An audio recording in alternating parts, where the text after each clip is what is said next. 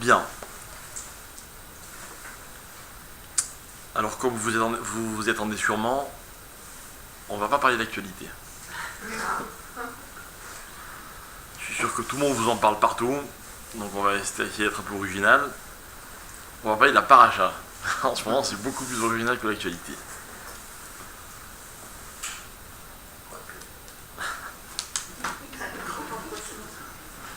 Non, franchement, vous voulez qu'on dise quoi sur l'actualité? Qu'on est mieux en Israël, que le machin... On sait, on sait.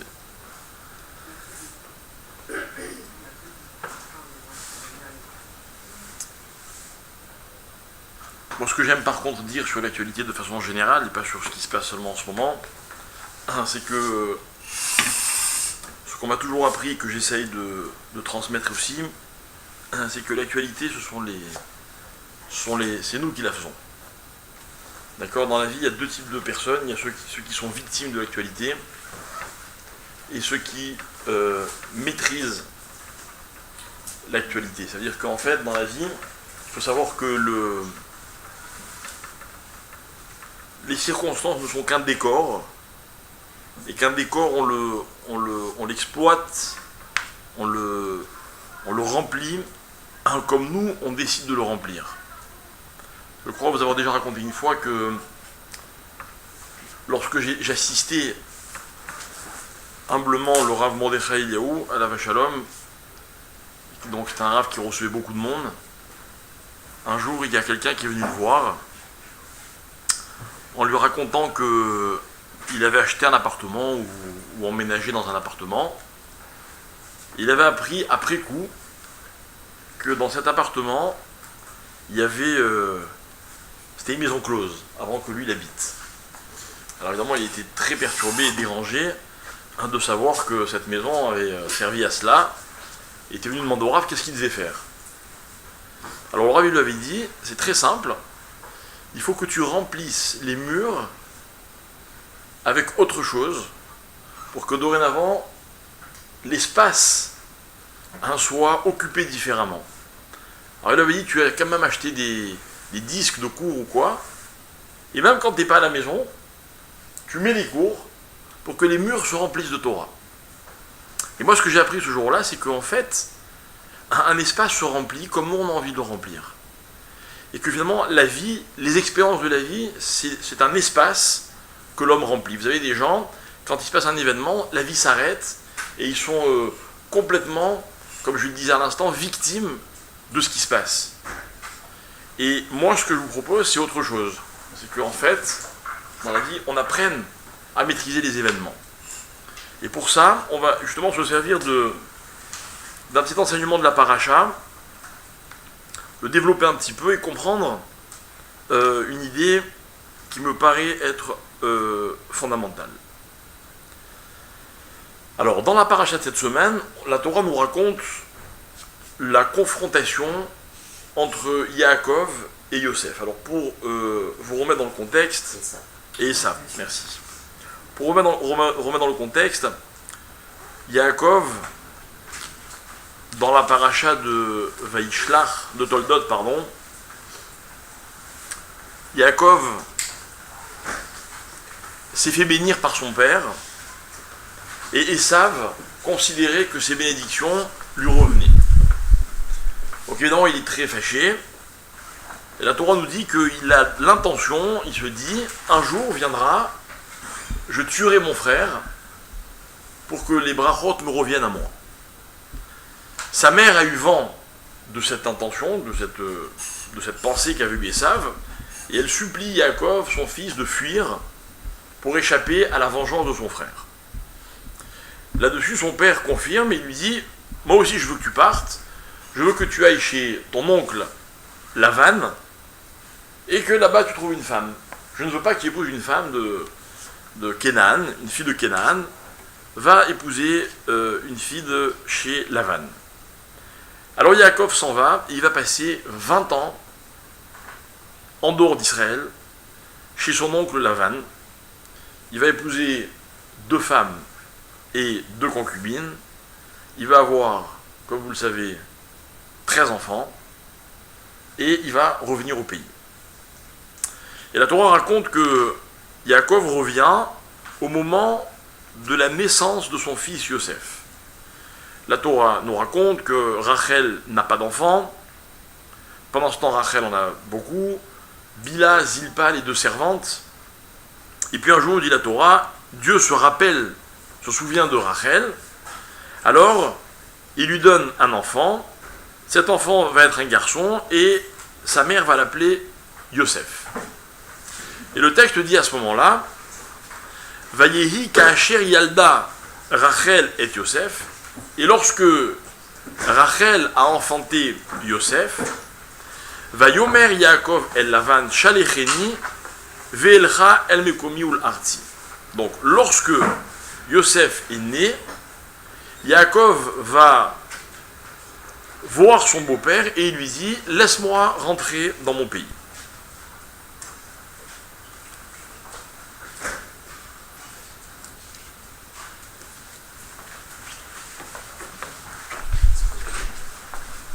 Ne excusez pas, j'en veux jamais à ceux qui sont en retard.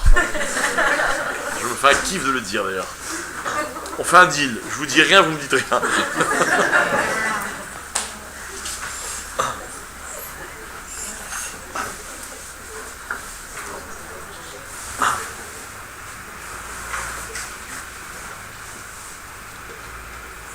Donc la naissance de Yosef va entraîner le retour de Yaakov en Eretz Israël. Finalement, ce que Yaakov craignait, c'était la vengeance de son frère. Donc en fait, on va comprendre dans ce verset la chose suivante. C'est que pour affronter son frère Esav, Yaakov attendait quoi? Là, bravo. Il y en a un qui suit, la naissance de Yosef. Ok. Donc, maintenant que Yosef est né, alors Yaakov va affronter Esav. Yaakov se met en route, je passe tous les détails de l'histoire, et on lui dit, tu sais, Esav vient à ta rencontre, Esav avait donc entendu que Yaakov revenait, accompagné de 400 soldats. D'accord? Donc, évidemment, il y a un vrai danger, Yaakov risque de se faire massacrer, lui et toute sa famille. On imagine une famille avec beaucoup d'enfants, et contre un guerrier accompagné de 400 soldats. Alors Yaakov va affronter Esav en prenant 3 précautions. Premièrement, la négociation, la diplomatie. Yaakov envoie des cadeaux à Esav. Deuxièmement, Yaakov se prépare à l'affrontement. La Torah nous raconte qu'il divise son camp en deux en disant s'il frappe un camp, l'autre viendra. Bref, un espèce de piège stratégique. Et la troisième précaution, Yaakov prie, sollicite Dieu. Ok? Mais avant cela, la Torah nous raconte que Yaakov envoie un message à son frère Esav. Et dans ce message, il dit à ses émissaires, Kotomru, la Adoni et Esav, voilà ce que vous allez dire à Esav. Koamar Avdecha Yaakov. Ainsi a dit ton serviteur Yaakov. Im Lavan Garti, Vaechar Ad Ata. J'ai habité avec Lavan et j'ai tardé jusqu'à maintenant, littéralement. Donc j'ai passé beaucoup de temps chez Lavan. Je me suis enrichi, ok, et voilà, je t'envoie un cadeau pour te montrer quoi, que finalement ce que je veux, c'est pas la guerre. Ok? Alors le message, il est où?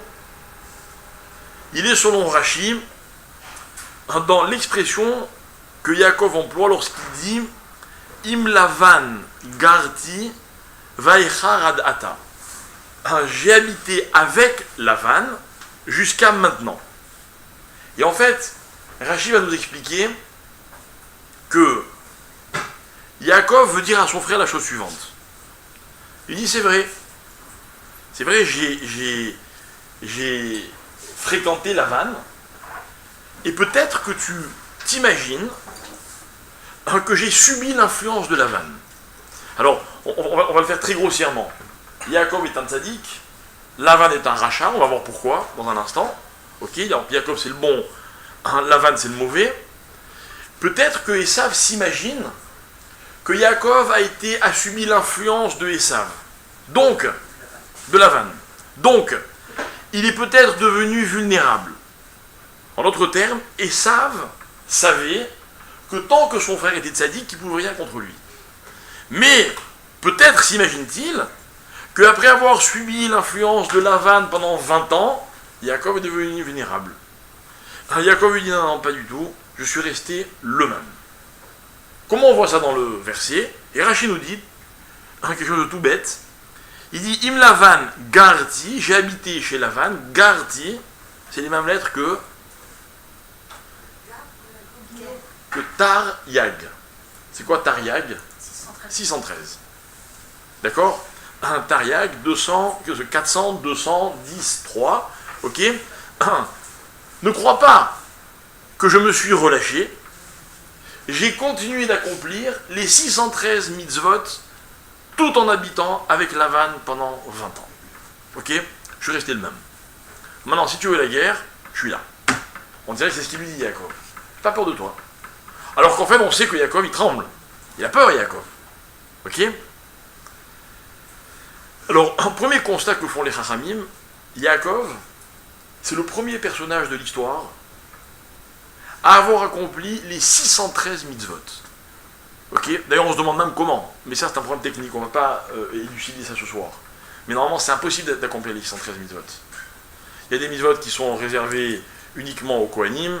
Il y a des mitzvot qu'on ne peut accomplir que quand on habite en Israël. Il y a des mitzvot qui sont spécifiques aux femmes. Il y a des mitzvot... Il y a toutes sortes de mitzvot. Bon, il lui dit, j'ai accompli les 613. Et en plus, la Torah n'a même pas encore été donnée. Peu importe. Peu importe. Ce qui nous intéresse à nous, c'est d'apprendre que Yaakov ne craint pas la confrontation avec Esav. Pourquoi? Parce qu'il a accompli les mitzvot. Déjà, il y a un petit type qui est pas mal. Celui qui a accompli toutes les mitzvot, quoi, il risque rien. Elle est belle. D'accord? Avis aux amateurs. Ok? D'un autre côté, il y a encore autre chose qui est intéressant, c'est que on voit que Yaakov, il met en avant le fait d'avoir accompli les mitzvot. Par exemple, on aurait pu imaginer Yaakov dire à Esav, tu sais, j'ai pas fauté. J'ai pas fauté. Ok? Yaakov il dit, j'ai fait les mitzvot. Qu'est-ce qui est intéressant dans les mitzvot? Alors écoutez-moi bien. Les mitzvot, il y a deux catégories de mitzvot. Il y a les mitzvot, les commandements positifs, et les commandements négatifs. On les appelle, ces deux types de mitzvot, on les appelle les mitzvot assez et les mitzvot lota assez. C'est-à-dire les mitzvot qu'il faut faire et les mitzvot qu'il ne faut pas faire. Alors moi, ce qui m'intéresse, le petit point sur lequel je voudrais rebondir, c'est que dans les deux cas de figure, on emploie le verbe faire. C'est-à-dire que le mot mettre dans la mitzvah, c'est l'action. J'ai fait ou bien j'ai pas fait. Je voudrais que vous compreniez que de ne pas faire, ça s'appelle faire aussi. Vous voyez? Quelqu'un qui aurait pu faire du mal et qu'il ne le fait pas, il a fait une mitzvah. Vous comprenez? C'est beau. C'est-à-dire que chez nous, l'action, elle n'est pas seulement une dynamique. L'action, elle est même quand on sait se retenir.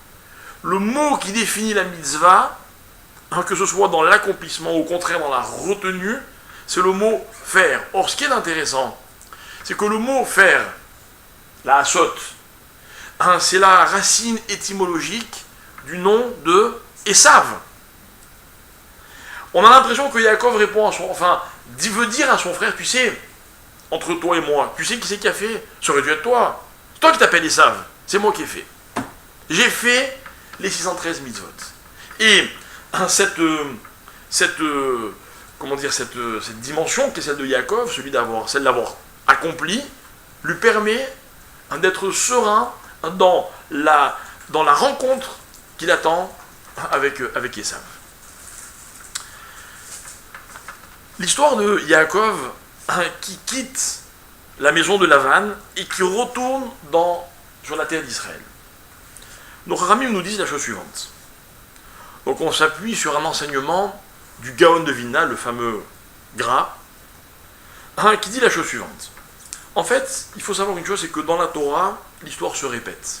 C'est-à-dire qu'il y a un grand principe dans la Gemara qui dit la chose suivante, Maaseh Avot, Siman Labanim. Les agissements des pères sont des indices pour les enfants. Et en fait, si la Torah prend la peine de me raconter l'histoire de Abraham, de Yitzhak, de Yaakov, de Moshe, etc., pourquoi elle prend cette peine? C'est parce que elle veut que je m'inspire de ce que mes pères ont fait. On m'a toujours appris un principe que je m'efforce d'appliquer. La meilleure chose à faire, vous savez ce que c'est? C'est ce que nos parents ont fait avant nous. Dans les synagogues, c'est fou le temps qu'on perd, entre guillemets, à se bagarrer pour savoir quel était le minag de nos parents. Ah, chez nous on faisait comme ceci, et chez nous on faisait comme cela. Très important. On croit que c'est pas important, mais c'est très important. Et moi je m'amuse quand les gens me disent, mais finalement c'est pas ça qui divise un peu le peuple juif. Je dis pas du tout, au contraire. Au contraire. C'est ce qui nous permet d'avoir des repères. Alors, j'étais à Paris la semaine dernière et j'étais très heureux. J'ai retrouvé dans la bibliothèque de mon père un très vieux livre. Donc un livre de prière, un sidour, qui est en fait le sidour sur lequel sont fondés quasiment tous les usages qu'on trouve en Afrique du Nord. Ok? Et ce sidour, il ramène, c'est vraiment un vieux livre qui a été édité il y a plus de 200 ans. Ok? Et dedans, il y a des trésors. Des trésors. Et moi, pour diriger une synagogue, je peux vous dire une chose, c'est que sans arrêt, on vient me voir. Ah, mais pourquoi tu fais ça comme ça? Ah, mais toi-même, tu es tunisien, tu sais qu'en Tunisie, on faisait comme ceci. Et chez les Marocains, on fait comme ça. Et chez nous, en Algérie, etc. J'ai trouvé la réponse. La réponse, c'est ce qui est écrit. La réponse, c'est Maaseh Avot, Siman Labanim. Excusez-moi, c'est comme ça que mes pères faisaient. Maintenant, chacun peut raconter des histoires, j'ai pas de problème. Mais vous me connaissez un petit peu, ceux qui ont l'habitude de m'écouter. Moi, j'aime voir où c'est écrit. Vous pouvez me dire ce que vous voulez. Pour moi, ça n'a d'importance et de poids que si vous avez une référence. Celui qui ne cite pas ses références peut raconter ce qu'il veut. Ce qu'il veut. Facile de dire, oui, mais un rabbin tel a dit que. Ah bon? S'il était là, il aurait confirmé ou il aurait corrigé? Un Maaseh Avot Siman Labanim, c'est le fondement même de tout le livre de Bereshit. Et Abraham, il a fait ceci, et il a dit cela, et il a dit à Sarah, et machin, et nous on est là à se casser la tête, qu'est-ce qu'il a voulu dire, pourquoi il a dit ça, et Rachi, et machin, ok? C'est une multitude de détails. Mais chaque détail a son importance, parce qu'il est Siman Labanim. Il est une indication pour le comportement que nous devons avoir. Alors le Gaon de Vilna dit la chose suivante. Toute l'histoire de la sortie d'Égypte, qui va donc être la naissance du peuple juif, se trouve être racontée dans la sortie de Yaakov de chez Lavan. Et en fait, il y a des similitudes qui sont extraordinaires. Je vais en citer trois. Les trois les plus évidentes. Mais ces trois-là sont encore une fois des indices qui nous permettent de réaliser que l'histoire ne fait que se répéter. C'est très rassurant. Parce que si ça s'est passé comme ça jusqu'à maintenant, il faut savoir une chose, c'est qu'il n'y a pas de raison que ça change. Ok? Alors par exemple, la Torah nous raconte que lorsque Yaakov arrive chez Lavan, quelle est la première chose qu'il fait? Il travaille. Il dit voilà, j'aimerais bien épouser ta fille, et Lavan lui dit il n'y a pas de problème, travaille, je te la donne. Que fait Yaakov? Il travaille. Que font les Juifs quand ils arrivent en Égypte? Une fois que disparaît toute la génération des fameuses 12 tribus, les 12 fils de Yaakov, qu'est-ce qui se passe, dit la Torah? Les Égyptiens asservissent le peuple juif. Nous sommes des esclaves. C'est comme ça que l'histoire commence. Yaakov aussi, il a été esclave. Et puis après, que dit la Torah dans le livre de Shemot, au tout début du livre de Shemot? La Torah dit, et le peuple juif, qu'est-ce qu'ils ont fait? Parou, vaishretsu, vairbu, vayatzmu, bimod, meod. Ils se sont multipliés à l'infini. Une fois que Yaakov a travaillé, qu'est-ce qu'il fait? des enfants, et 1, et 2, et 3, et 4. On va nous en raconter pas moins de 13. Pas mal, non? Quand on pense que son père, il a eu que 2 enfants, et encore avec 2 femmes, et que son grand-père, il a eu que 2 enfants, et encore avec 2 femmes. Non, enfin, son père avec une femme, pardon. Ok? Ça, c'est... Yaakov, il a explosé la statistique. Ok? Parou, Vaishretsu, Vairbu, Vayatsmo, Bimon, Meon. Ils se sont énormément multipliés. Et enfin, la Torah va nous raconter que dès que Yosef naît, Yaakov veut partir. Alors vite, on négocie. Yaakov vient le voir, il dit bon, j'ai travaillé, maintenant donne-moi mon salaire. Alors on se met d'accord sur un salaire, puis Lavan il essaie de gratter, et puis Yaakov il s'en rend compte, et puis au bout d'un moment, on me raconte que quoi? Que Yaakov se sauve. Il dit pas au revoir à Lavan. Lavan, très fâché, lui court après. Il le rattrape, etc. Et en Égypte, il se passe quoi? La même chose. Vous avez remarqué? On est esclave pendant 210 ans. Et puis un jour, on se sauve en courant. En courant, vous imaginez? Nos pauvres mamans avaient pétri la pâte, elles attendaient que la pâte lève, on a dit non, on va partir tout de suite. Mais nous, elles auraient pu nous dire, mais 2 minutes, enfin 18 quoi. Laissez la pâte lever, qu'est-ce qu'il y a? Il n'y a pas le feu, ça fait 210 ans qu'on est là. Non, il faut partir tout de suite. Et on va dire dans la Gada de Pessah, on va dire, Kibechipazon, Yatsanu Memitzraim, on est sorti dans la précipitation.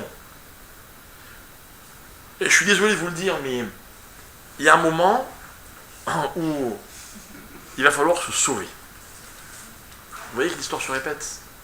C'est terrible. Et je vais vous dire même pire que ça. Il n'y a pas si longtemps, quand les Juifs auraient dû se sauver et qu'ils ne l'ont pas fait, ils l'ont payé très cher. Mais bon, ça c'est juste un petit détail. Enfin, un détail, une parenthèse dans notre réflexion. Ok? En fait, nos ramis nous disent, voilà l'image qu'emploie le Rav, il dit comme ça. Il dit en fait, vous savez, c'est comme une grossesse. Une grossesse, c'est quelque chose normalement qui est complètement improbable. Vous avez un homme, il est porteur de ses germes. Vous avez une femme, elle aussi elle est porteuse de ses germes. Puis ça peut durer des années, des décennies. Puis un jour ils se rencontrent, et puis de façon improbable, l'un plus l'autre donne tout d'un coup une naissance, en tout cas une pré-naissance. Ok? Et puis le bébé prend son temps, 9 mois. 9 mois, c'est énorme. 9 mois. Mais attention, quand il sort, ça ne peut pas attendre une seconde. Une seconde. Vous allez voir, celles qui n'ont pas encore vécu ça, vous allez voir. C'est la panique. C'est la panique. Ok? C'est tellement la panique que même les papas paniquent. Je ne comptais pas sur eux pour vous rassurer, vous allez voir. Terrible. Moi, il y a une fois où j'ai un peu exagéré, c'est quand je donnais cours, et que juste avant le cours, ma femme m'appelle, elle m'a dit écoute, je crois que c'est maintenant. Je dis ok, je donne cours et j'arrive. La gaffe. Je l'appelle à la fin du cours, elle me dit pas la peine de venir. Ma copine vient me chercher, elle m'amène à l'hôpital. Ça m'a excité. J'étais là avant la copine, ok. Mais ça faut pas attendre, quoi. C'est l'histoire d'une naissance, quoi, vous voyez. Donc ça, c'est l'histoire aussi qui a commencé, cette histoire a commencé avec la fuite de Yaakov de chez Lavan. Et moi, ce qui m'intéresse, mes chers amis, c'est l'idée suivante. C'est que, en fait, il faut savoir fuir. Alors maintenant, il y a des esprits, on va dire, peut-être plus avisés, ou qui croient être plus avisés. Écoutez, ce que je veux dire, c'est dramatique, vous allez peut-être pas aimer, je vous le dis tout de suite. Qui croient que, plutôt que de fuir, autant prendre les devants, vous voyez, on va s'organiser, on va partir tranquillement, on ne va pas fuir. D'accord? Eh bien, l'histoire, c'est pas comme ça qu'elle s'est déroulée. Dans l'histoire, il a fallu fuir. C'est-à-dire que, écoutez bien, il y a 2 idées.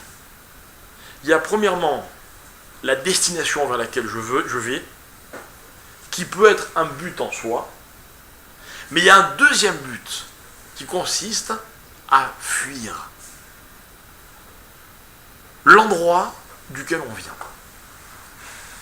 Maintenant, je n'ai aucun problème à ce qu'on prenne les devants, qu'on s'organise et qu'on fasse ça dans le calme et la sérénité. À une condition. C'est que même quand on part dans le calme, ce soit aussi une fuite. Parce que vous savez ce qui fait peur quand les gens ne fuient pas, c'est que dans leur valise, ils emportent un petit peu de ce qu'ils sont censés laisser là-bas. Vous voyez? Alors que celui qui fuit, il n'a pas le temps. Même la pâte, il ne la laisse pas monter. Ok? C'est-à-dire que Yaakov n'aurait jamais été Yaakov, père de la dynastie dont la Torah nous parle, s'il n'avait pas fui Lavan. Le peuple juif n'aurait jamais été le peuple juif s'il n'avait pas fui l'Égypte. On ne peut pas se permettre de dire au revoir à tout le monde et de se retourner dans c'est bon, j'ai rien oublié. Attends, je vérifie une dernière fois. Ah, on l'a tous fait celle-là. Non, faut partir. Il n'y a pas le temps. Mais pourquoi cette précipitation? Pourquoi cette précipitation? Alors, qu'est-ce qu'il y avait chez Lavan? Parce que nous, évidemment, notre réflexion ce soir, elle est sur Lavan. Mais qui est ce personnage? Enfin, Lavan, il t'a quand même donné toutes tes femmes et tous tes enfants, quoi. C'est-à-dire, sans Lavan, il n'y aurait pas de peuple juif. Puis en plus, Lavan, c'est un beau nom, non? Blanc. Moi, j'ai connu un blanc. Il était noir. Parce qu'il n'était pas un vrai blanc, vous voyez, parce que blanc, c'est un beau symbole. N'est-ce pas? Vous aimez le blanc, vous? Oui ou non? Moyen? Dites-moi, le jour où vous allez mettre la plus belle robe de votre vie, elle sera de quelle couleur?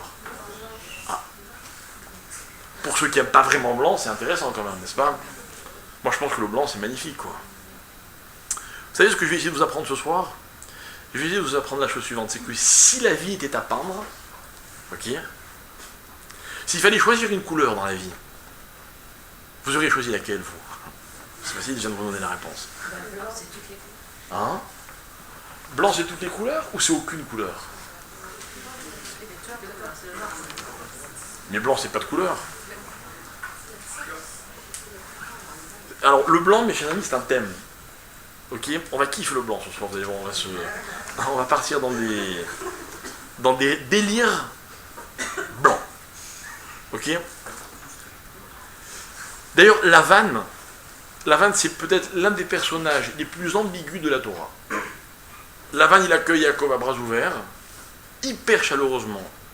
Tu veux ma fille? Pas de problème. Tu sais quoi? Même ce que tu veux pas, je te la donne. C'est vrai. Et puis Lavan, il confie à Yaakov tous ses biens. Bien on a pris parce que Yaakov a enrichi Lavan. Mais à la base, c'est sympa quand même. Et pourtant, ça va mal se terminer. Pourquoi? Parce qu'au dernier moment, on va se rendre compte que Lavan, c'est un menteur, qui va tout faire pour tromper Yaakov. Et là, on va se dire quand même, finalement, quand Yaakov voulait Rachel, il a quand même donné Léa, quoi. Yaakov, il n'a pas oublié cette histoire. Et comble de l'ambiguïté, il s'appelle Lavan. S'il s'appelait Shachor, j'aurais compris. Vous voyez? Dans le nom, on voit rien, quoi. Mais dans le blanc, tout est clair, normalement. Le blanc ne nous inspire-t-il pas la pureté? Ah. C'est pour ça que vous allez vous marier en blanc, si Dieu veut. Alors, quel est ce thème qui s'appelle le blanc, Lavan? Alors, je tiens à vous rappeler un principe qu'on a déjà vu ensemble plusieurs fois, qui n'est pas un principe fondé sur la Kabbalah, mais un principe sur lequel la Kabbalah a fondé beaucoup de ses enseignements. Le principe, c'est le suivant, c'est que dans la vie, il y a deux notions qui se complètent, qui s'appellent, en hébreu, le chomer et la tsura. En français, la matière et la forme. Ok? Dans la vie, tout est matière et forme. Tout. Vous voyez, ça, c'est de la matière. C'est du bois, mais avec du bois, je peux faire un tas de choses. Et quand j'ai pris un morceau de bois, ou des morceaux de bois, que j'en ai fait une théba, c'est différent que si j'en avais fait, je sais pas moi, un banc. Ok? La matière, par exemple, ça peut être aussi les mots qu'on emploie. Vous voyez? Avec les mêmes mots, on peut dire une chose et son contraire. Avec les mêmes phrases, mes chers amis, on peut faire ou très mal, ou très bien. On peut détruire quelqu'un avec des mots. Mais avec les mêmes mots, c'est rien, des fois c'est juste une question de ponctuation. Pire, de ton. d'intonation. On peut le détruire, on peut le construire. Le même reproche, il peut blesser quelqu'un ou au contraire, le valoriser. Vous voyez, les mots seront la matière, ce que j'en fais sera la tsura, la forme. Maintenant, la matière, disent les Chachamim, et ça c'est un thème qui est repris par quasiment tout le monde. La matière, par exemple, dans la naissance du peuple juif, on va nous expliquer que l'Égypte, c'est la matière, alors que Israël est la tsura, la forme des choses. Et que finalement, Israël n'aurait pas pu naître ailleurs que de l'intérieur de l'Égypte. Tant que Israël était en Égypte, Israël était enfermé dans la matière, le jour où Israël fuit l'Égypte, tout d'un coup la forme, qui repose sur la matière dans laquelle Israël a été conçu, tout d'un coup cette forme apparaît. Mais l'un sans l'autre, ce n'est pas possible. Maintenant, si vous voulez, la différence qu'il y a entre la matière et la forme, entre la tsura et le chomer et la tsura, on va dire en hébreu dorénavant, c'est que le chomer, la matière, c'est toujours figé. Vous voyez, une matière, c'est défini. Par exemple, il y a une quantité de matière. On n'a pas plus que cette quantité. Mais la tsura, elle a toujours quelque chose d'infini, de constamment modulable, qu'on peut constamment faire évoluer. Vous voyez, les mots n'ont de valeur que l'intention qui les anime. Et c'est extraordinaire parce que vous pouvez prononcer les mêmes mots que dans votre enfance, mais votre intention a tellement évolué que les mots sont difficilement reconnaissables, mais c'est les mêmes. On puise dans le même chomer, mais la tsura a complètement changé. Donc, nos Ramim nous disent toujours comme ça, que le monde dans lequel le peuple juif évolue, lorsqu'il n'est pas chez lui, c'est un monde de chomer, et le peuple juif, au contraire, procède de la dimension de la tsura. Alors par exemple,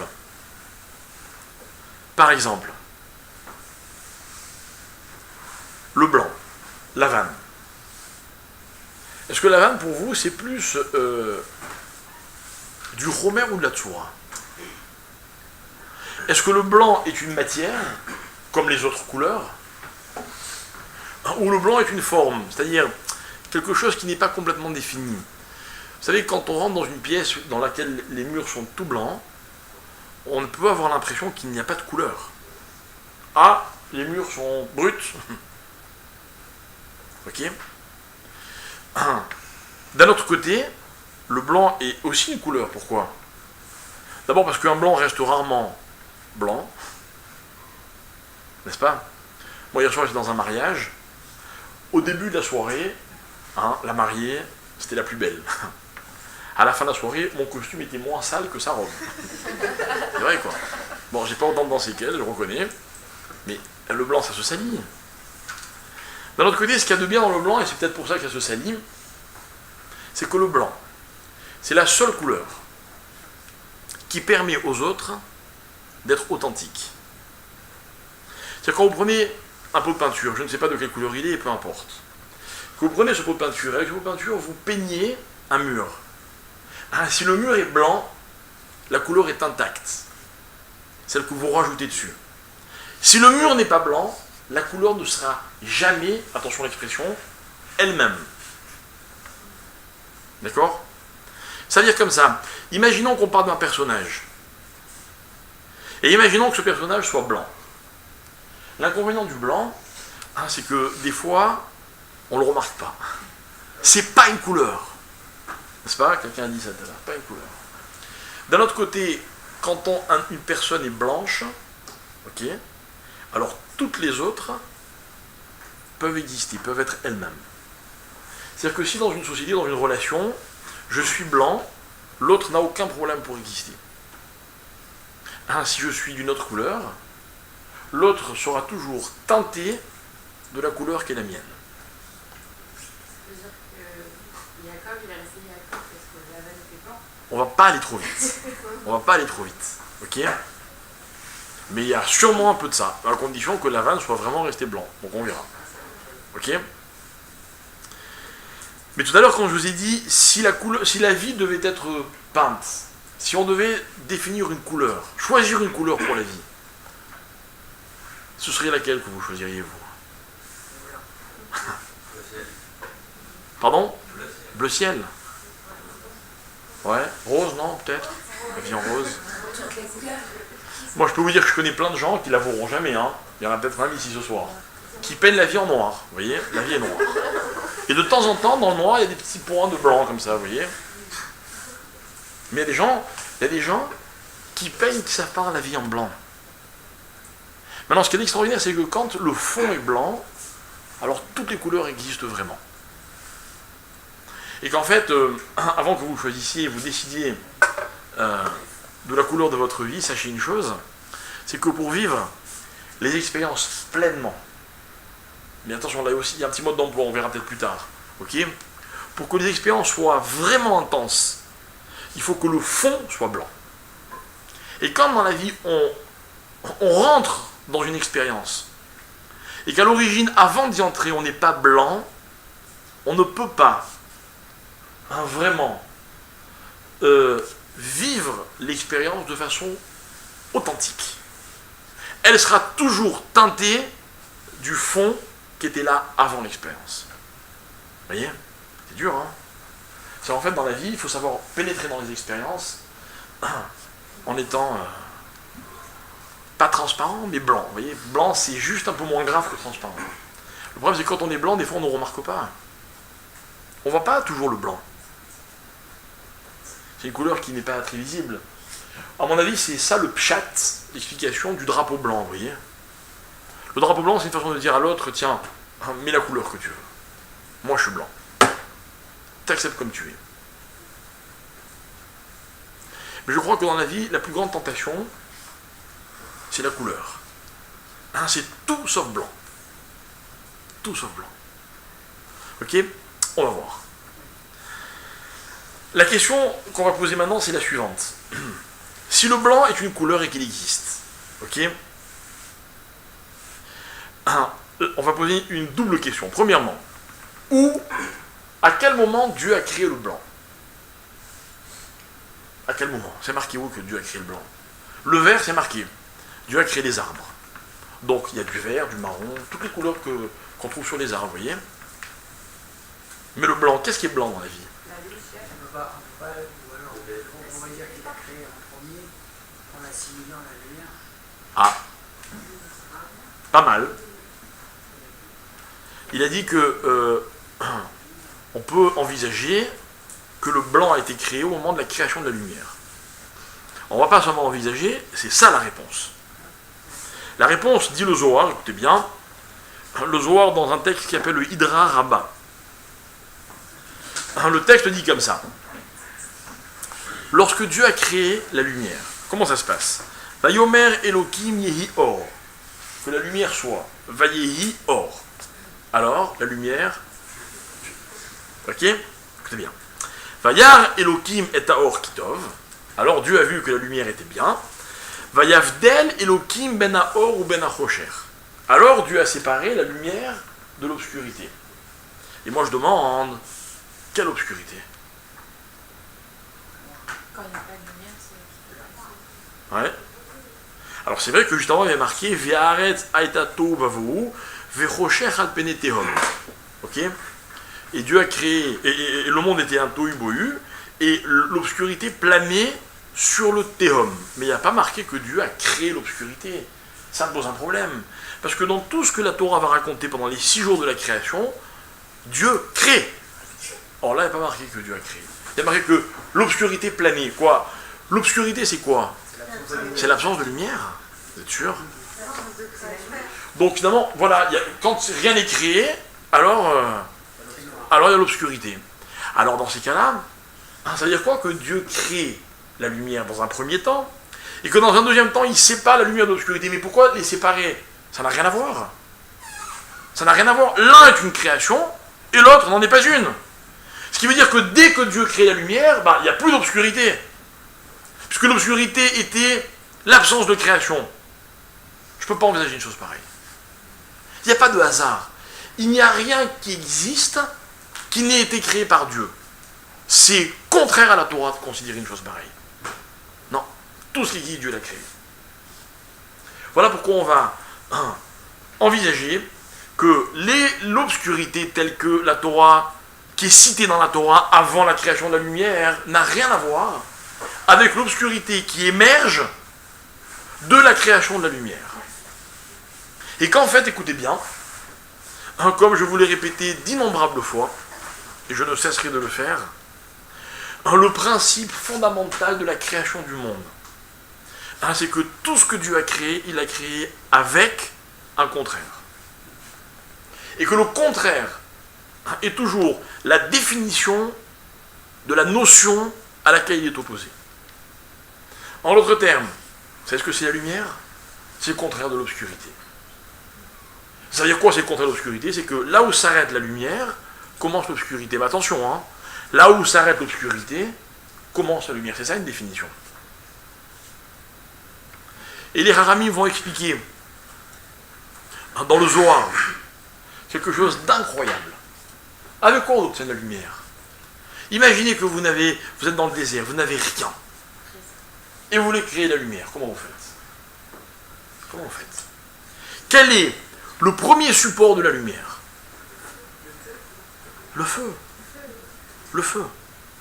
C'est-à-dire que l'origine de la lumière, c'est le feu. D'ailleurs, or, qui veut dire lumière, veut également dire feu. Ok? Le feu, d'ailleurs le feu éclaire. N'est-ce pas? D'ailleurs, lorsque les Chachamim des temps modernes veulent savoir est-ce que Shabbat on a le droit d'allumer ou d'éteindre ou de créer une lumière, avant même de parler de l'électricité, l'origine de la halacha va être la création d'un feu le Shabbat. Créer du feu, c'est interdit. Donc, la question est de savoir est-ce que ça s'appelle du feu ou pas. Vous connaissez la réponse, tant mieux. Mais c'était ça la question. On connaît souvent la réponse avant de connaître la question. La question à l'origine, c'était ça. Ça s'appelle du feu ou ça ne s'appelle pas du feu? Parce que qui dit lumière dit feu. Mais le Zohar continue et nous explique une chose qu'on connaît tous, mais pas... On ne la connaît pas comme le Zohar nous l'explique. Le Zohar dit dans le feu, il y a deux parties. Deux parties. Il y a la partie blanche et la partie noire. C'est quoi la partie blanche? La partie blanche, c'est ce qui éclaire dans le feu. D'accord? Mais le feu, c'est pas que un éclairage. C'est quoi le feu aussi? C'est-à-dire, ça brûle. Ça tue. Chaleur. Ça détruit, voilà le mot que je voulais entendre. D'accord? C'est-à-dire que quelqu'un qui allume du feu, et puis avec ce feu, il s'éclaire. C'est bien. Je ne parle pas maintenant de source de chaleur, ça c'est encore une autre dimension du feu. Mais comment on obtient la lumière grâce au feu? Il faut un combustible, n'est-ce pas? Or, écoutez bien. Écoutez bien.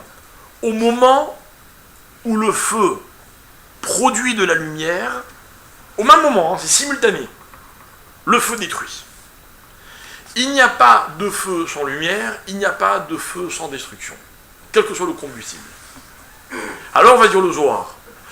La lumière que produit le feu, c'est le blanc.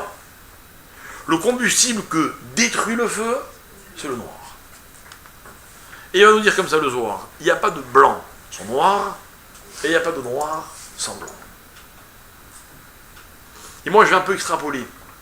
Et je vais tirer comme enseignement de ce texte du Zohar que finalement dans la vie, tout le problème c'est de savoir qu'est-ce que me rapporte ce qui me coûte. Qu'il est impossible de gagner sans perdre. Ou plutôt on va le dire différemment, qu'on ne peut pas gagner sans sacrifier, c'est pas possible. Vous avez déjà gagné dans votre vie? Sans aucun doute. Sans aucun doute. Mais vous avez aussi perdu. Et si vous ne savez pas perdre, vous ne pouvez pas gagner. Et c'est pour ça que je m'amuse, moi, de l'inquiétude du monde face à ces problèmes écologiques. C'est ce que c'est le problème écologique? Le problème écologique, c'est qu'est-ce qu'on gaspille pour que ça nous rapporte. Mais Si on veut que ça nous rapporte, on est obligé de détruire. Et puis si Dieu a créé le monde et qu'il a dit aux hommes, bah allez-y, en profitez-en, c'est que cette planète, sa vocation c'est quoi? C'est de nous fournir ce dont on a besoin. Mais arrêtez de me dire qu'un jour ça va finir. C'est pas vrai, c'est faux. Ça finira le jour où l'histoire du monde sera terminée. C'est-à-dire que je peux vous assurer et vous garantir, et j'en prends l'entière responsabilité. C'est que le jour où il n'y aura plus, eh ben on n'aura plus besoin. Voilà. Vous y croyez, vous, ça? Ouais. Avec votre argent, c'est pareil? Hein? Ça, c'est encore un problème, on va voir. Est-ce qu'avec votre argent, vous avez le même raisonnement? Il y a, tant mieux. Il n'y a plus, ah ben c'est que j'ai plus besoin. Pourquoi vous rigolez? Je suis hyper sérieux. Hyper sérieux. S'il n'y a pas, peut-être que ça veut dire que j'ai pas besoin.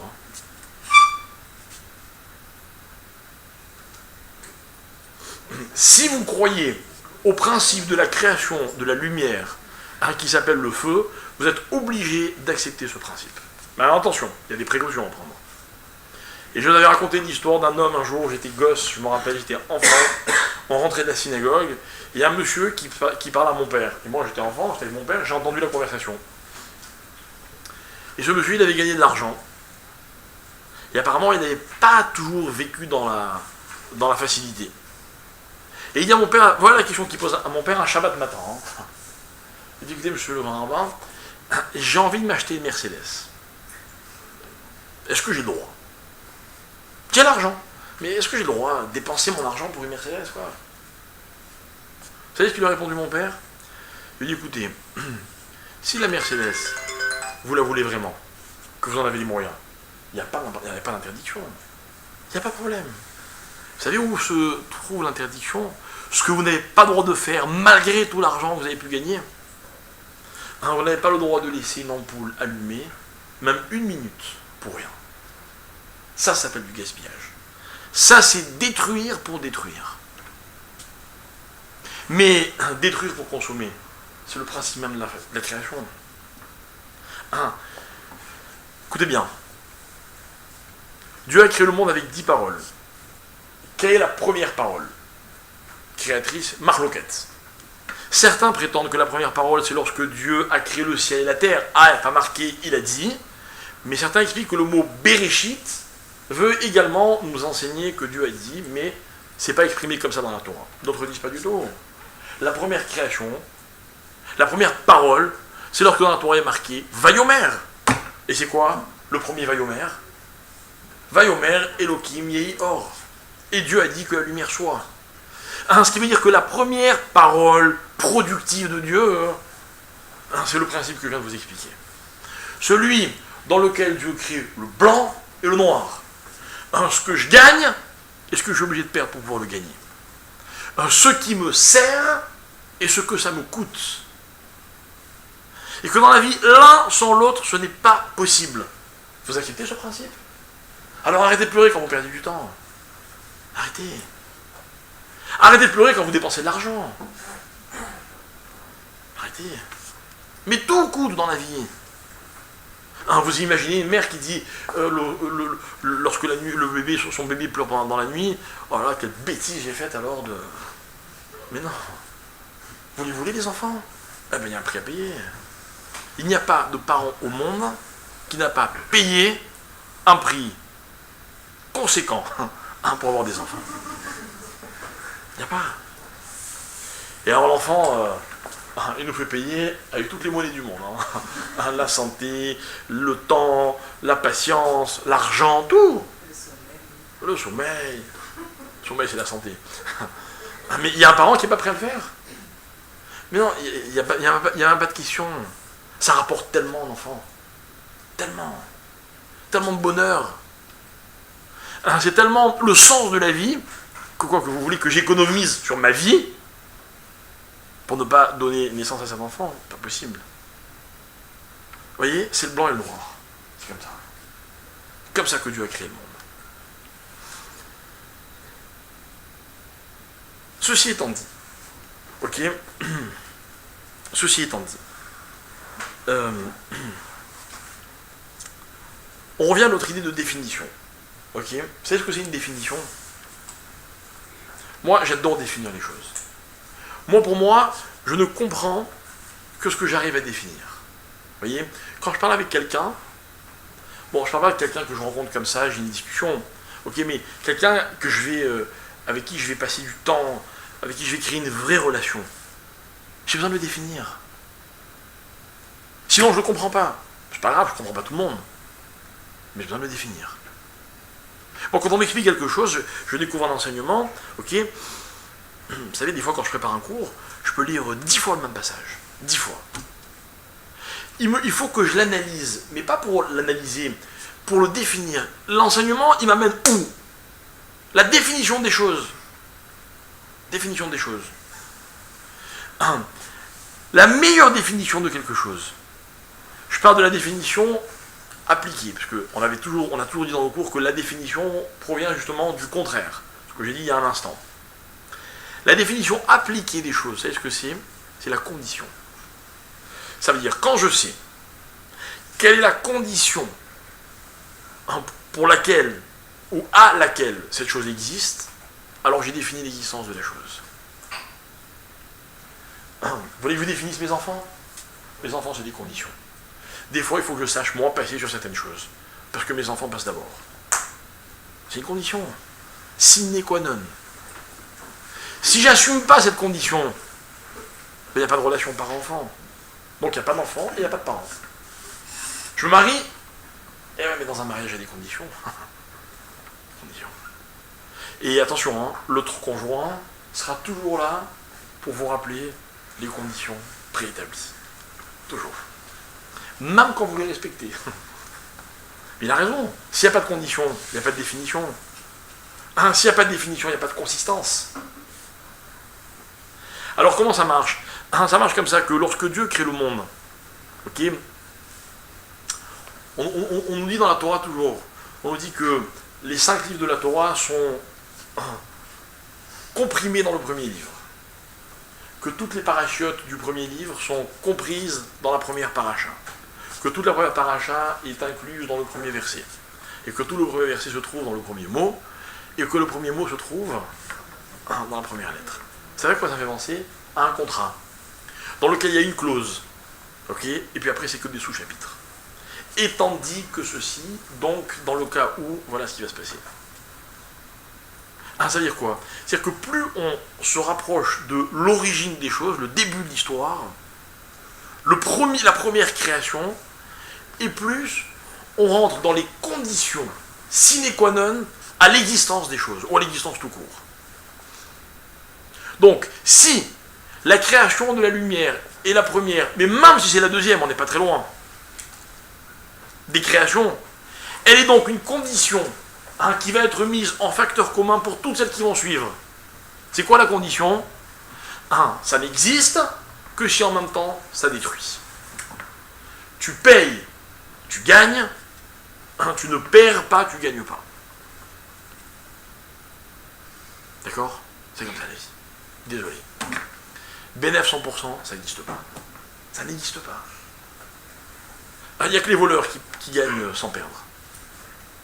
Enfin, qui pensent gagner sans perdre. Il n'y a que ce qu'on gagne de façon malhonnête qui ne nous coûte rien. Méfiez-vous de ce que vous gagnez trop facilement dans la vie. C'est, écoutez bien, antinomique à la création du monde. Très grave. On est hors système.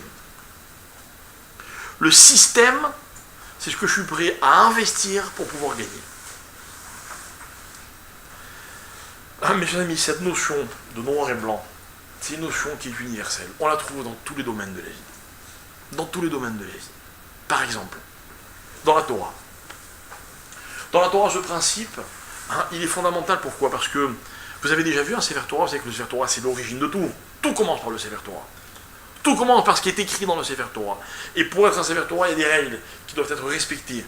La forme des lettres, l'espace qui est entre les lettres, puis entre les mots, puis entre les chapitres, puis entre les parachiotes. Il y a des règles. Il y a la moindre règle qui n'a pas été respectée, le Sefer Torah, il n'est pas cachère. Ok? Vous avez déjà vu un Sefer Torah? Sans doute. Ouvert, je parle. quelle est la première chose qu'on aperçoit dans un Sefer Torah? Comment? Noir sur blanc. Alors, moi j'aurais pas dit noir sur blanc. Moi j'aurais dit noir et blanc. Il y a deux couleurs qui apparaissent. Avant de comprendre une chose, avant de rentrer dans les détails d'une chose, la première chose qu'on perçoit souvent, c'est la couleur. N'est-ce pas? La couleur d'un Sefer Torah, c'est noir et blanc. Et attention, c'est une halakha. L'encre ne peut pas être d'une autre couleur que noire, et le parchemin doit absolument être blanc. Pourquoi? Alors on pourrait dire très simplement parce que c'est ce qu'il y a de plus clair, quoi, vous voyez, pour pas qu'on puisse dire j'ai mal lu, on voyait pas bien. Non, non, noir sur blanc. Ok? Mais moi, je vais la faire un peu tordue, on n'aime pas nous les choses trop simples. Ok? On n'aime pas nous les choses trop simples. Pourquoi je refuse l'expression noir sur blanc? Parce que ma question c'est la suivante, est-ce qu'un Sefer Torah c'est noir sur blanc, ou est-ce qu'un Sefer Torah c'est blanc sur noir? C'est-à-dire quand vous avez une page blanche et une écriture noire, hein, pour vous c'est quoi qui est plus important? C'est ce qui est écrit sur le blanc, hein, ou c'est le blanc sur lequel il y a écrit il y a du noir? Ça change quoi? Attendez, on va analyser la question, ok? La question c'est la suivante.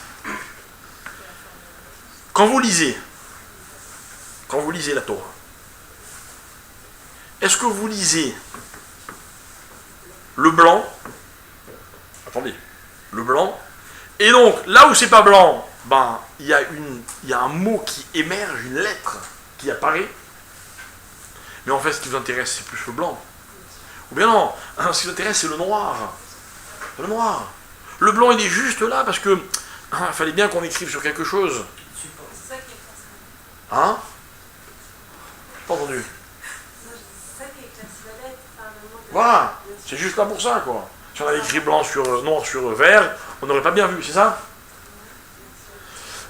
Mes amis, je vais préciser ma question. Parce que poser comme ça, je vous l'accorde, elle ne veut rien dire. Elle veut rien dire. Vous n'avez même pas essayé de répondre, enfin, très peu. Ok? La vraie question, c'est la suivante. C'est que dans la vie, il y a deux perspectives possibles. La première perspective, c'est que les choses sont blanches jusqu'à ce qu'elles deviennent noires. Et que la définition de la vie, c'est où s'arrête le blanc. Mais il y a des personnes qui pensent que la vie, elle est noire jusqu'à ce que ça devienne blanc. Et d'où la question, c'est où s'arrête le noir. Ok? Je vais schématiser. Il y a des gens pour qui la vie, je schématise, je fais exprès comme ça personne ne se reconnaît, je mets mal à l'aise personne. Et pourtant, qu'est-ce que ça concerne comme monde? Il y a des gens pour qui la vie, c'est que des galères. Que des galères. Je connais un monsieur, sincèrement, je le connais pas super bien, mais je le connais. Il est beau, il est en bonne santé, il est riche, enfin bien quoi. Ok? Il y a une femme, des enfants. J'ai envie de dire tout quoi. À chaque fois que je lui parle, mais chaque fois que je lui parle, à la limite c'est quelqu'un, c'est fatigant de lui parler quoi, vous voyez. À chaque fois que je lui parle, la phrase qui revient le plus c'est « j'ai que des galères mon frère ». J'ai envie de dire « je suis pas ton frère et tu n'as pas que des galères ». Que des galères. Et mes parents ceci, et ma femme cela, et les affaires machin, et le ceci, et ma voiture est encore au garage. Il y en a qui aimeraient bien avoir sur de soucis quoi, une voiture au garage. Non, Aston Martin. Bon, on s'en fout. Non mais je suis sérieux. Moi je peux vous dire, ma voiture est au garage en ce moment. C'est une galère. Mais bon, il y en a qui n'ont pas de voiture. C'est vrai. C'est vrai. Bon, ma fille, elle a passé la journée d'hier aux urgences. Pour rien, Baruch Hashem. Mais toute la journée je me disais, ben c'est ça par des enfants quoi. Ça fait partie de la vie. Ça fait partie de la vie. Je connais des gens qui discutent avec leurs femmes. Mais ils ont des femmes. Je connais des gens qui se disputent jamais avec personne. Les pauvres. Mais c'est terrible. Et vous avez des gens qui vous disent non, non, tout va bien. Comment ça va? Ça va, grâce à Dieu, tout va bien. Ça va ta femme? Ah non, là, il y a une petite galère. Ça va le travail? C'est pas très facile en ce moment. Et quand, vous voyez, quand vous grattez, bon, bah, ils ont les mêmes galères que tout le monde. Mais dans la vie, c'est une question de perspective. Vous vous rappelez ce qu'on dit au début de notre cours? C'est l'homme. C'est l'homme qui crée le décor. Enfin, c'est l'homme qui remplit l'espace. Et dans la vie, l'espace, on le remplit comme on veut. Alors, je réitère ma question. La vie, vous la peignez de quelle couleur, vous? Parce que j'ai oublié de vous préciser quelque chose. C'est ou blanc, ou pas blanc. C'est sympa. Mais il n'y a pas d'autre alternative. Alors, vous savez ce que c'est une vie blanche? Une vie blanche, c'est une vie dans laquelle il n'y a pas de couleur. Jusqu'à ce qu'il y ait de la couleur. Mais quand il y a de la couleur, c'est vrai. Vous avez des gens, c'est des rêveurs. Ils aimeraient bien voir la vie en rose. Mais ils se rendent compte que la vie, elle n'est jamais complètement rose. Et puis quand sur le rose, ils mettent du rouge, du vert ou du bleu, c'est jamais vraiment bleu, ou rouge, ou vert. Alors, vous préférez quoi, vous? Vous avez des gens qui sont blancs. Des fois, on ne les remarque pas. Ils ne sont pas toujours devant. Mais les gens qui vivent avec eux, ils existent vraiment. Vous voyez? Vous avez des gens qui ne sont pas blancs, on les voit partout. Ceux qui vivent avec eux, ils ont beaucoup plus de mal à exister. Pas besoin de donner des exemples, n'est-ce pas? Vous comprenez, hein? C'est-à-dire que l'ambiguïté du blanc, c'est que c'est pas tout à fait une couleur, mais c'est la seule qui permet à toutes les autres d'exister. Et un Sefer Torah, mes chers amis, c'est blanc et noir. Et vous voulez que je vous donne la réponse? Ben, la réponse, c'est vous qui décidez. Quand vous voyez un Sefer Torah, on le lève et on dit Vezot à Torah. Racontez-moi. Vous avez vu le blanc ou le noir? Est-ce que pour vous la Torah, c'est tout blanc jusqu'à ce qu'il y ait un noir? Et attention, hein, les contours sont très importants. Parce que les contours doivent être très précis, parce qu'ils sont la définition des lettres. Ou bien pour vous, non, la Torah, c'est que du noir. Ah, j'ai droit là? Ah, pas mal. Intéressant de savoir que j'ai droit. Moi, je me rappelle, quand j'étais gosse, pour moi, je disais toujours à mes copains, la Torah, dans la religion, on n'a rien le droit de faire. Pourtant, je suis né là-dedans. Hein. Mais j'avais l'impression comme ça, que tout était interdit. Je peux vous dire qu'aujourd'hui, j'ai complètement changé d'avis. Complètement changé d'avis. Et je plains ceux qui considèrent la Torah comme du noir sur du blanc, qui croient que tout est interdit, jusqu'à ce que l'interdiction s'arrête, et qui finalement peignent toute la vie de cette façon. C'est vrai.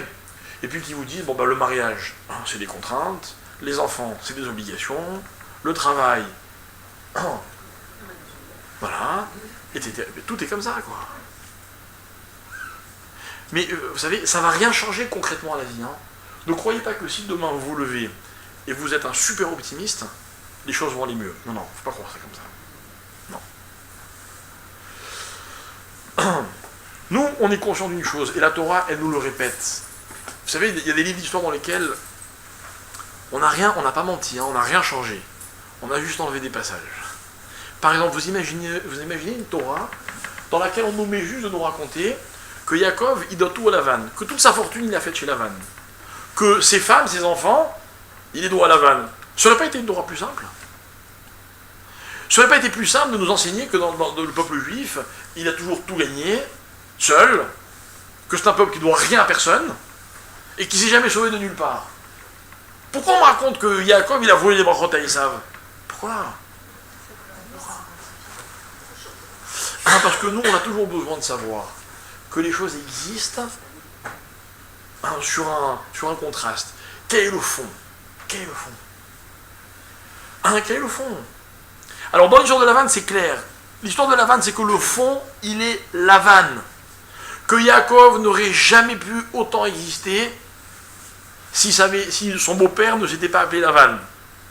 Mais attention, Lavan, il ne reste pas blanc, puisqu'il devient menteur. C'est quoi un menteur? C'est celui qui transforme le blanc. Et qui vous dit, c'est pas tout à fait blanc. Hein. C'est-à-dire que même le blanc, il le rend noir. Donc, le problème de Lavan, pour nous, il n'existe pas.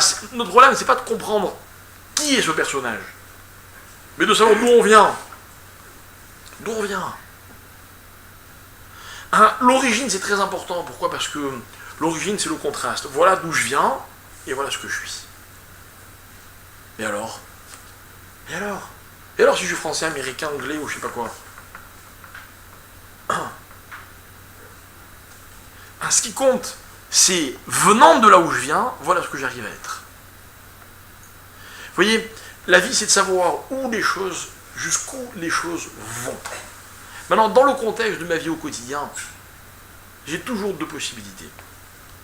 C'est de considérer qu'il y a du noir jusqu'à ce que ça s'arrête, ou du blanc jusqu'à ce que ça s'arrête. Et la Torah, elle est noire et blanc. Et c'est vous qui décidez. Qu'est-ce qui est la limite de quoi? Et ce qui est intéressant, c'est quoi? C'est que Yaakov, il va faire les mitzvot. Et il dit à son frère Esav, tu sais, toi tu t'appelles Esav, mais c'est moi qui ai fait les mitzvot. Quel est l'enseignement, mes chers amis?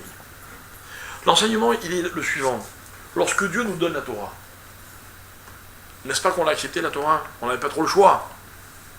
Mais quelque part, on a été plus fin que Dieu, si je puis dire. On a dit à Dieu, ah, tu veux nous forcer, mais tu ne vas pas nous forcer. Parce que la Torah, on l'accepte et on fait plus que ce que tu nous demandes. Toi, je nous demande de la faire. Nous, tu sais ce qu'on va faire? On va la faire, même si on ne la comprend pas. Naaseh benishma. D'abord, on fait, puis après, on comprend. Dites-moi, c'est logique? C'est logique? Qu'est-ce que vous préférez d'abord? Comprendre ou d'abord faire? Comprendre. Moi, j'ai jamais réussi à faire une mitzvah à quelqu'un qui ne la faisait pas sans lui expliquer d'abord la mitzvah. Jamais. Jamais réussi. J'aimerais bien réussir. Moi, c'est comme ça qu'on m'a éduqué. Moi, j'étais tellement petit quand on m'a commencé à apprendre les mitzvot que j'étais même pas en mesure de poser la question que des gens m'avaient fait faire les mitzvot. C'est bien ou c'est mal? Je sais pas. Je sais pas. Mais ça, en tout cas, ça m'a appris une chose. Ça m'a appris une chose, c'est que on n'a pas forcément besoin de comprendre pour faire bien les choses. Que la personne qui vous aime, quand elle veut vous faire plaisir, elle n'a pas besoin de comprendre pourquoi ça vous fait plaisir. Vous avez déjà négocié avec quelqu'un qui avait envie, et vous lui dites non mais t'as tort, tu devrais. Il dit non mais j'ai envie. J'ai envie. Alors moi je vous bien, je vais comment on dit, en arbitre, je dis attends une seconde. Tu veux lui faire plaisir ou tu veux pas lui faire plaisir? Moi une histoire que j'adore, je ne sais même pas si elle est vraie, mais c'est possible. C'est l'histoire d'un rave que je connais bien, qui un jour reçoit un couple, c'est la guerre. C'est la guerre. Puis la femme elle dit au rave, vous comprenez, tout ce que je lui demande il me dit non. Et il a toujours une bonne raison. Là il a le travail, là il est occupé, là il est fatigué, là ceci. Alors le rave lui dit donnez-moi un exemple. Il dit ouais je lui donne un exemple. La semaine dernière il rentre du travail, j'avais des maux de tête terribles. Je lui dis je t'en prie tu peux pas aller m'acheter une boîte d'acamol à la pharmacie? Il n'a pas voulu. Alors le mari, il réagit, il dit, mais enfin, c'est quoi j'ai pas voulu? J'ai envoyé le petit, t'as allé acheter une boîte d'acamol. Sûr. Tu les as eu tes acamol? Vous savez ce qu'il répond le rave? Le rave dit, écoutez monsieur, je crois que votre femme, elle avait peut-être des acamol à la maison. Elle avait envie que vous alliez lui acheter des acamol. Je ne sais pas si elle est vraie cette histoire. La femme, elle existe, c'est sûr. Vous savez quoi? Je peux peut-être même la comprendre. Qu'est-ce que tu discutes? J'ai envie. Maintenant, c'est un peu poussé d'avoir envie que son mari l'ait acheté alors qu'elle les a à la maison. Peu importe, c'est pas ça le débat. Le débat, c'est quand on veut faire plaisir à quelqu'un, qu'est-ce qui compte? Ce qu'on fait ou ce qu'on comprend? Ce qui est extraordinaire, c'est que dans la vie, on va se rendre compte que on n'est pas obligé d'exister par ce qu'on fait. Parce que le problème de comprendre et faire, c'est quoi? C'est que comprendre, c'est se positionner, c'est créer un lien avec ce que je vais faire avant de le faire. Donc j'aime bien comprendre, vous voyez, je m'identifie, je crée une espèce d'intimité, et puis je fais. L'intimité avec l'acte, qui va arriver. Mais si on me dit non, fais sans comprendre, ça veut dire quoi? J'existe pas, moi. Je suis juste celui qui fait. Eh bien dans la vie, c'est ça à faire. Faire, c'est autre chose que d'exister par ce que je fais. Parce que celui qui fait, et grâce à ça il existe, il ne fait pas, il existe. C'est autre chose, c'est une autre démarche. Qu'est-ce qu'il dit Yaakov à Esav? Il dit, t'as pas compris une chose, Esav. Tu es un homme courageux, tu es un homme d'action. C'est un guerrier, Esav. C'est toi qui aurais dû incarner cette dimension, celle de faire. Ça veut dire, tu es blanc. Et sur le blanc, c'est écrit, et puis ça se voit, c'est clair. Voilà ce que c'est faire, avant de comprendre. Celui qui veut d'abord comprendre, il prend le papier, il colorie le papier, il dit ah, la couleur est belle, maintenant je peux écrire dessus. Vous avez déjà reçu un courrier, enfin une lettre, écrite à la main, sur un beau papier à lettres? C'est un kiff, hein. Qu'est-ce qui est plus kiffant? Un beau mot sur un vilain papier ou un vilain mot sur un beau papier? Vous allez me dire, vaut mieux un beau mot sur un beau papier, évidemment. Mais je suis pas sûr. Je suis pas sûr. Parce que moi, si demain je reçois une lettre avec un très beau papier à lettres, avant de lire, je suis angoissé.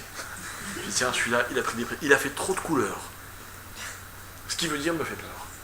Bon, avant dans mon mail, j'avais trouvé une application que tout le monde connaît peut-être, il y avait des très hauts fonds. Puis un jour, je me suis dit, mais j'ai peur de déconcentrer ceux à qui j'écris. Et qu'un jour on me dise, j'ai reçu ton mail, hein, très beau.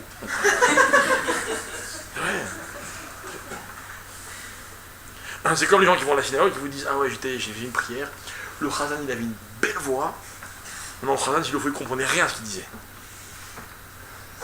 Moi j'ai besoin d'un Chazan qui fait une prière, vous voyez. Non, c'est pas incompatible. C'est pas incompatible. Mais je ne peux pas voir l'un et pas l'autre.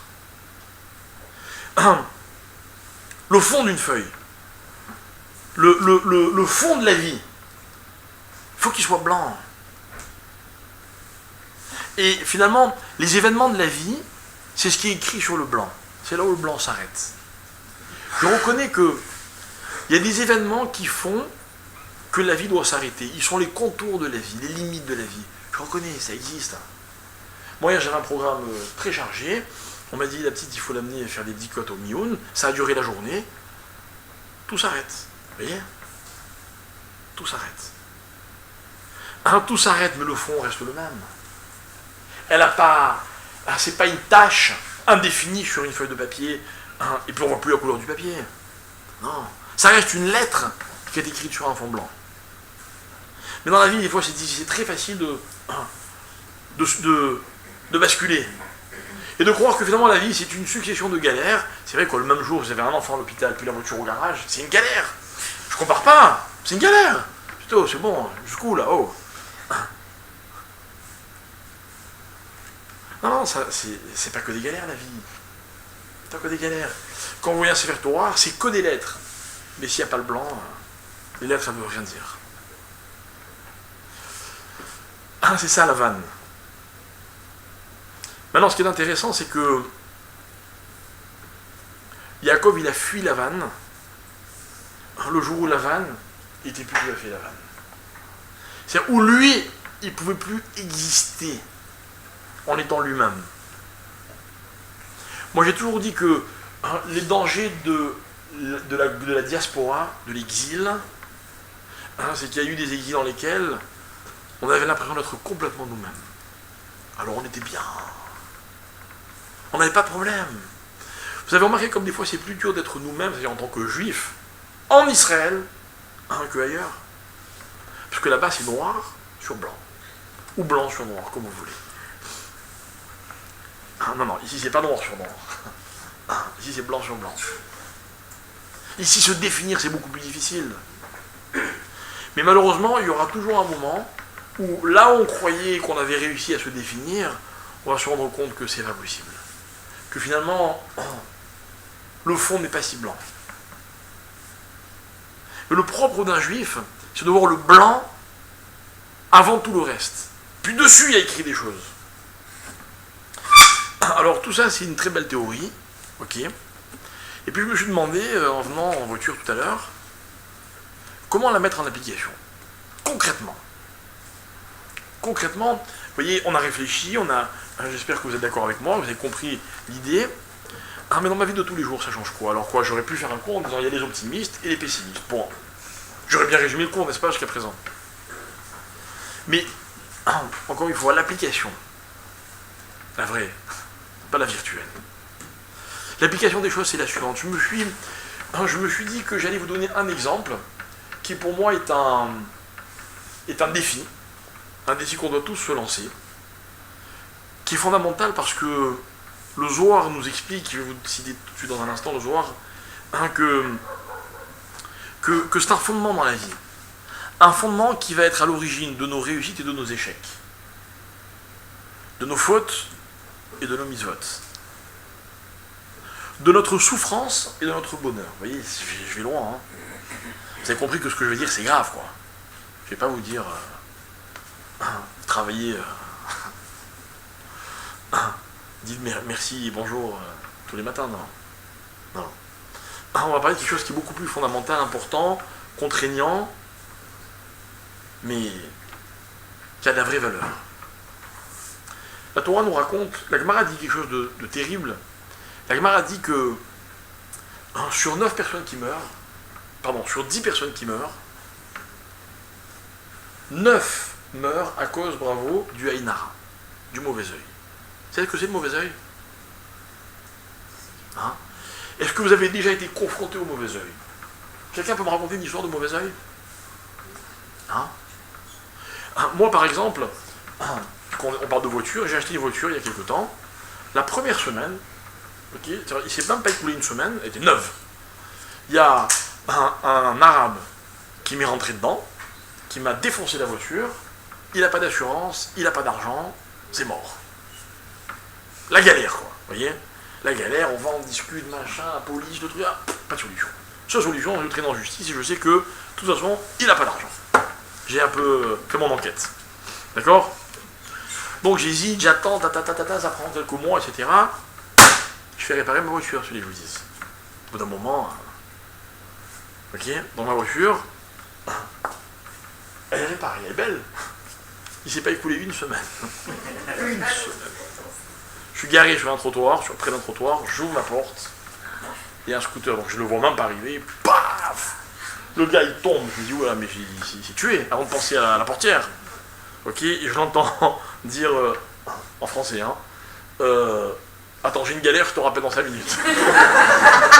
Il se retourne, il me dit, oh, le rabbin, petit truc. Une galère! Qu'est-ce que je vais faire maintenant? Et pour moi, il en tort. Moi, on a dit qu'on allait voir un Dayan, il va décider, machin, mais c'est une galère, quoi, vous voyez ce que je veux dire? Une galère. C'est un copain. Hein? Ils font le plomb pour l'œil. Ah, le piège, c'est l'œil. J'ai raconté avec les médias, c'est un œil sur toi. Alors moi, je vous explique quelque chose. Hein. Même pas en rêve. Hein? L'œil qui s'en va, et l'œil ni vient, ni s'en va. Non, il ni vient, ni s'en va. Attendez, ce serait un peu trop facile, quoi. Si j'ai bien écouté votre cours, ouais. C'est nous-mêmes qui nous faisons faire à ce moment-là ce genre de galère par rapport à... Là, c'est plus qu'écouter, c'est anticiper. Je vais y arriver. Je vais y arriver, parce que moi, ce que je veux qu'on comprenne, c'est que le mauvais œil, c'est pas celui dont je suis victime, c'est celui que moi, je produis. C'est ce que c'est le mauvais œil? Je vais vous expliquer moi ce que c'est le mauvais œil. Voilà ce que la Gemara veut dire. Et encore une fois, vous allez voir, j'ai un Zohar magnifique, qui dit comme ça, le mauvais œil, c'est quand la personne, elle regarde ce qu'elle ne devrait pas regarder. C'est le type qui regarde une voiture et qui dit, j'aimerais bien avoir la main. Il ne va pas le dire comme ça, mais dans son œil, ça sort de son œil, vous voyez? C'est lui le mauvais œil. Ah, mes chers amis, je vais vous dire quelque chose. Je refuse d'être victime du regard des autres. Mais qui vous êtes pour m'imposer votre regard? Non, moi j'ai un problème de mauvais œil, c'est vrai. Parce que peut-être que moi, je ne maîtrise pas mes yeux comme il faut. Et c'est ça le mauvais œil. Et j'aurais aucun mal à comprendre que parce que j'ai un mauvais regard sur les autres, eh bien, le regard des autres, comme un miroir, il reflète sur moi et je me le prends de plein fouet. Ça oui, je veux bien. Mais le problème, il commence pas chez les autres, quoi. Sinon je suis victime, toute ma vie, je suis victime. Toute ma vie, je suis victime. Alors écoutez, parce que je ne vous balance pas des phrases comme ça, d'accord? Regardez la structure. Il y a une histoire dans ce qu'on appelle la Megillat Ruth. Vous savez qui c'est Ruth? Ruth, c'est une femme qui a choisi de suivre sa belle-mère et qui se retrouve dans une pauvreté absolue. Elle n'a même pas de quoi manger. Et puis un jour, sa belle-mère lui dit, écoute, va chez Boaz. Boaz était un juge, un chauffette, et c'était un homme riche, il avait des champs. Et elle lui dit, va glaner ce que le pauvre a le droit de glaner dans un champ. C'est-à-dire le petit coin que le propriétaire va réserver aux pauvres, tout ce qu'il a oublié ou fait tomber. Va, prends, ramène-nous de quoi manger. Elle y va, et l'histoire me raconte que lorsque Boaz la voit, il tombe sous le charme. Ils vont se marier, et ils vont donner naissance au Mashiach, un peu plus tard. Et le Zohar explique, c'est quoi ce coup de foudre? C'est quoi ce coup de foudre? Ça n'existe pas le coup de foudre chez nous. Ah, celui qui prend la foudre, le pauvre. Ok, le coup de foudre, c'est le noir du feu, mais bon, c'est notre histoire. Et le Zohar explique comme ça. Et il dit, en fait, il a vu, et le Zohar il se base évidemment sur des versets, c'est magnifique. Il a vu que Ruth n'avait pas de mauvais œil. Comment il a vu, demande le Zohar. Et le Zohar répond, parce que Ruth, elle ne regardait pas au-delà des 4 coudées, des 2 mètres, quand elle ramassait le blé. Pourquoi? Parce que ce qui était à plus de 2 mètres n'était pas à sa portée. Donc elle n'avait aucune raison de le regarder. Et il a perçu, ça c'est évidemment un personnage comme Boaz, il a perçu que dans tout ce qu'elle regardait, parce qu'elle ne regardait que ce qui la concernait, que ce qui pouvait être à elle, dans tout ce qu'elle regardait, il y avait la bracha. Alors il va la voir, il dit, moi, tu veux pas qu'on se marie? Je veux ta bracha. Ça c'est un peu fort. Je veux ta bracha. Parce que Ruth n'avait pas de mauvais œil. Mes chers amis, c'est unique au monde, je crois. Je connais personne, je ne sais pas si ça a existé, à part ce cas qui est répertorié, une personne capable de ne regarder que ce qui lui appartient. Mais c'est ça l'antithèse du mauvais œil. Le problème du mauvais œil, c'est quoi? C'est qu'on regarde tout ce qui ne nous appartient pas. Tous. Tous. Vous avez vu à quelle vitesse les gens changent de garde-robe? Pourquoi? Parce que ce qu'ils ont ne correspond pas plus à ce que les autres possèdent. Et ça, c'est insupportable. Insupportable. Il faut être dans le coup. Mais comment être dans le coup? Quand on regarde ce qui se passe ailleurs. Quand on regarde ce qui se passe ailleurs. Vous savez, en fonction de quoi on trouve une personne belle ou pas belle, homme ou femme, vous savez quoi? En fonction du regard des autres. C'est un exemple, mais je défie à quiconque de me dire que je me trompe. C'est un défi que je vous lance. Que quelqu'un ait le courage de me dire non, c'est pas vrai. Moi j'aime quelqu'un, je le trouve beau ou belle, uniquement, c'est mon goût à moi. Allez, va. C'est pas possible. On est trop conditionné. Vous savez pourquoi? Parce qu'on regarde trop ce qui se passe ailleurs. Mais attention, le plus beau reste à venir. Vous savez comment on dit l'œil en hébreu? Aïn. Comment s'écrit Aïn? Aïn, Yod, Nun. C'est-à-dire que quand le regard est droit, et que la personne regarde là où elle doit regarder, alors il y a l'œil, le bon œil. Aïn. Mais quand une personne ne regarde pas là où elle doit regarder, et que le regard il est tordu, alors le mot Aïn il se tord. Et puis le Yud et le Nun s'intervertissent. Et du mot Aïn, on passe au mot Ani, qui veut dire pauvre. Et le Zohar dit, vous savez ce qui amène la pauvreté? C'est quand l'homme au lieu de regarder chez lui, il regarde chez l'autre. Et le Zohar il dit comme ça, il dit tout ce que Dieu a prévu de donner à l'homme, l'homme l'empêche de le lui donner parce que l'homme regarde ailleurs au lieu de regarder chez lui. Vous savez ce qu'il y a marqué dans le texte? Il y a marqué que tous les jours Dieu donne, Dieu attribue à l'homme ce qui lui suffit pour vivre pendant 2000 ans. Vous entendez ce que je dis? 2000 ans. Et tous les jours, Dieu ne peut pas lui donner à cause du regard qu'il porte sur les autres. Voilà ce que c'est le mauvais œil, mes chers amis. Le mauvais œil, c'est pas une fatalité. Le mauvais œil, c'est pas celui des autres. Moi, je refuse de vivre comme ça. Un jour, je vous ai raconté, est-ce que moi, je dois avoir peur quand quelqu'un me maudit? Pourquoi est-ce que lui dit c'est ce qui va se passer? Je suis à sa merci. Ma vie, elle est gérée par les autres. N'importe quoi. Je ne peux pas envisager une chose pareille, moi. Ah oui, par contre, ma vie, elle dépend de moi, de mon regard. Alors, je vais donner un exemple de ce que c'est que le regard. Le regard droit, celui qui regarde chez lui.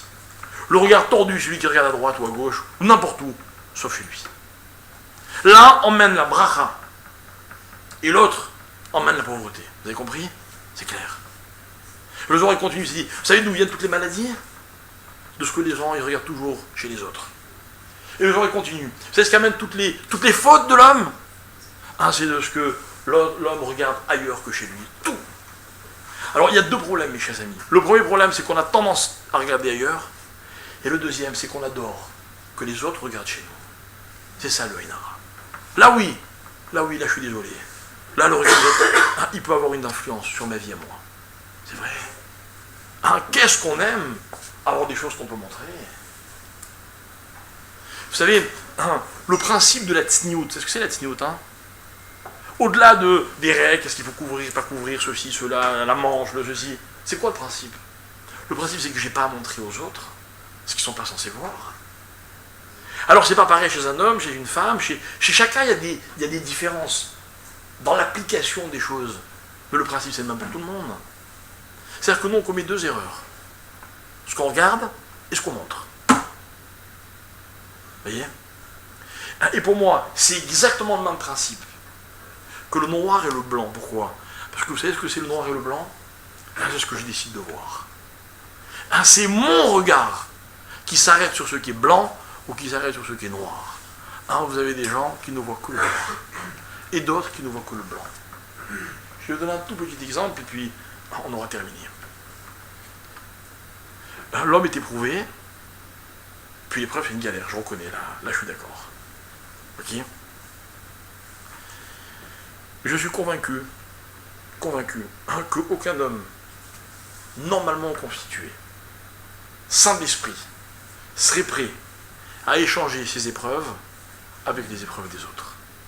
Vous savez pourquoi? Parce que mes épreuves, c'est moi.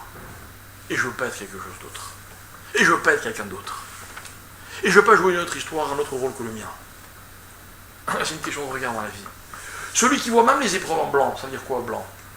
C'est le fond de sa vie. C'est ce qu'il est. C'est ce qu'il est. Je m'excuse d'en parler alors qu'il s'agit de mon père, mais c'est aussi mon rave et peut-être le rave d'autres personnes. Moi j'étais avec mon père pendant quelques jours, je suis allé à Paris, je suis resté quasiment 24 heures sur 24 avec lui. Il est très malade, il souffre. Vraiment il souffre. Vraiment il souffre. Vous savez ce qu'il me dit? Ce qu'il dit sans arrêt, mais il faut le vivre avec lui pour réaliser. Il nous a dit comme ça au début, je croyais que c'était une épreuve. C'était une erreur. J'ai réalisé que ce n'est pas une épreuve. C'est la vie. Et j'échangerai ma vie avec aucune autre. C'est pas noir. C'est pas noir. Je ne vais pas vous faire la liste de tout ce qu'il a cité pour dire Dieu m'a donné ceci, il m'a donné cela, et machin, mais ce que tout le monde a. Mais ça, c'est le sien. Et ça, il n'est pas prêt à l'échanger. C'est ça avoir la vie en blanc, vous voyez. C'est ça que Dieu m'apprend quand la première chose qu'il crée, c'est la lumière et l'obscurité, le blanc et le noir. Il n'y a pas de noir, il n'y a pas de blanc. Il n'y a pas de blanc, il n'y a pas de noir. Dans la vie, je ne peux pas... les épreuves, les contrariétés, les événements de la vie, c'est quoi? C'est juste ce que me coûte tout le reste, tout ce que la vie elle me rapporte. Ok? Alors maintenant, posez-vous une question. Qu'est-ce que vous seriez prêt à échanger?